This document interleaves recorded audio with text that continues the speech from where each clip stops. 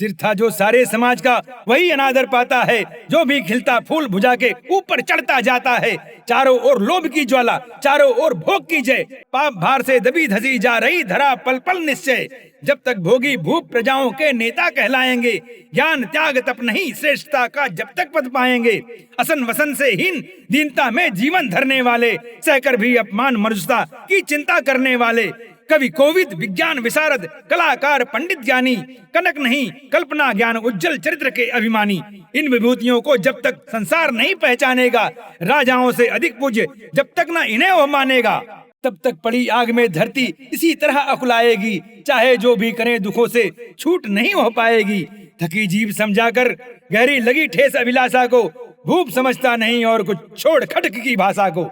रोक टोक से नहीं सुनेगा नृप समाज अभिचारी है। ग्रीवाहर निष्ठुर कुटार का वो मदान अधिकारी है। इसीलिए तो मैं कहता हूँ, अरे ज्ञानियों खड्ग धरो, हर न सका जिसका कोई भी, भूखा वो तुम त्रास हरो। नित्य कहा करते हैं गुरुवर, खड्ग महाभयकारी है। इसे उठाने का जग में हर एक नहीं अधिकारी है। वही उठा सकता है इसको जो कठोर हो कोमल भी, जिसमें हो धीरता वीरता और तपस्या का बल भी। वीर वही है जो कि शत्रु पर जब भी खड्ग उठाता है, मानवता के महागुणों की सत्ता भूल न जाता है। सीमित जो रख सके खड्ग को, पास उसी को आने दो। विप्र जात के सिवा किसी को मत तलवार उठाने दो। जब जब मैं सरचाप उठाकर करतब कुछ दिखलाता हूँ, सुनकर आशीर्वाद देव का धन्य धन्य हो जाता हूँ। जियो जियो ऐ वत्स, तीर तुमने कैसा ही मारा है। दैक उठा वन उधर, इधर फूटी निर्झर की धारा है। मैं संकित था ब्रह्मा वीरता मेरे साथ मरेगी क्या। परशुराम की याद विप्र की जाति न जुगा धरेगी क्या। पाकर तुम्हें किंतु इस वन में मेरा हृदय हुआ शीतल। तुम अवश्य ढोगे उसको, मुझ में है जो तेज अनल। जियो जियो ब्राह्मण कुमार, तुम अक्षय कीर्ति कमाओगे। एक बार तुम भी धरती को निक्षत्रिय कर जाओगे। निश्चय तुम ब्राह्मण कुमार हो, कवच और कुंडलधारी। तब कर सकते और पिता माता किसके इतना भारी। किंतु हाय ब्राह्मण कुमार, सुन प्राण कांपने लगते हैं। मन उठता धिक्कार, हृदय में भाव ग्लानि के जगते हैं।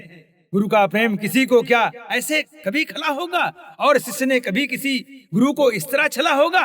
पर मेरा क्या दोष, हाय मैं और दूसरा क्या करता। भी सारा अपमान द्रोण के मैं कैसे पैरों पड़ता। और पांव पड़ने से भी क्या गूढ़ ज्ञान सिखलाते वे।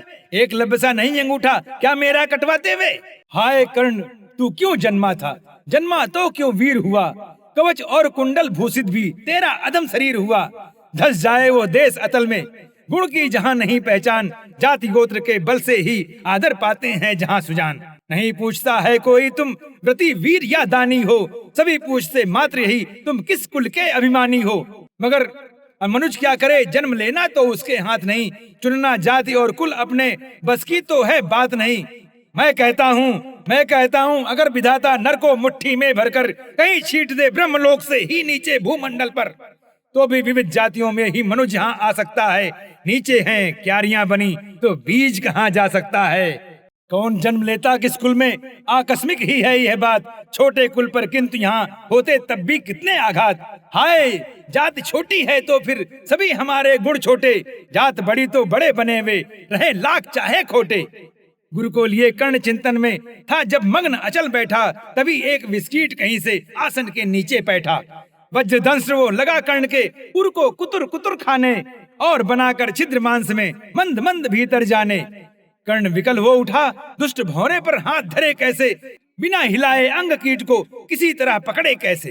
पर भीतर उस धसे कीट तक हाथ नहीं जा सकता था। बिना उठाए पांव शत्रु को कर्ण नहीं पा सकता था।